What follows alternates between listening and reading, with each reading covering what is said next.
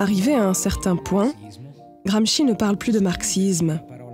Il n'écrit plus le mot marxisme, comme il n'écrit plus le nom de Marx. Et il commence à écrire philosophie de la praxis, ou de la pratique, fondateur de la philosophie de la praxis.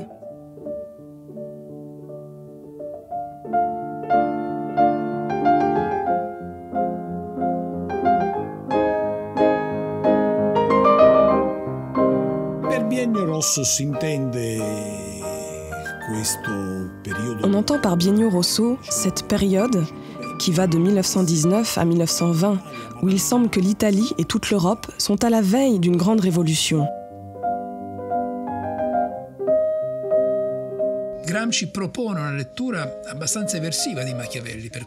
Gramsci propose une lecture assez subversive de Machiavel.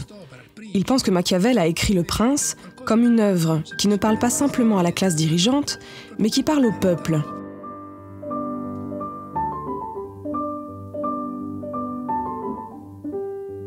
Tout le problème de Gramsci, c'est essayer d'inventer ou de préciser la méthodologie qui permettra au parti d'être un analyste des transformations sociales et d'intellectuels et en même temps d'être un promoteur, un stimulateur des volontés, mais qui doit amener à concentrer à un tel niveau que ces volontés puissent faire choc et masse, transformer l'appareil d'État et aussi participer à la transformation de la société civile.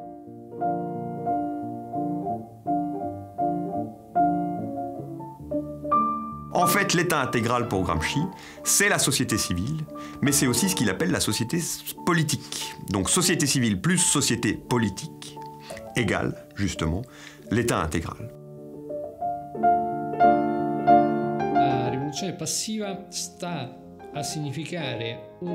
La révolution passive signifie un changement profond dans la structure sociale et économique qui est en revanche guidée par le haut, sans la participation des masses populaires.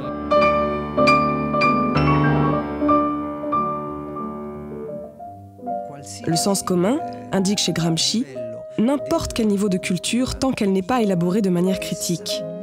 Il existe par conséquent un sens commun pour chaque strate sociale. Il existe un sens commun des scientifiques, un sens commun des politiques, des techniciens, des ouvriers, des masses populaires et ainsi de suite.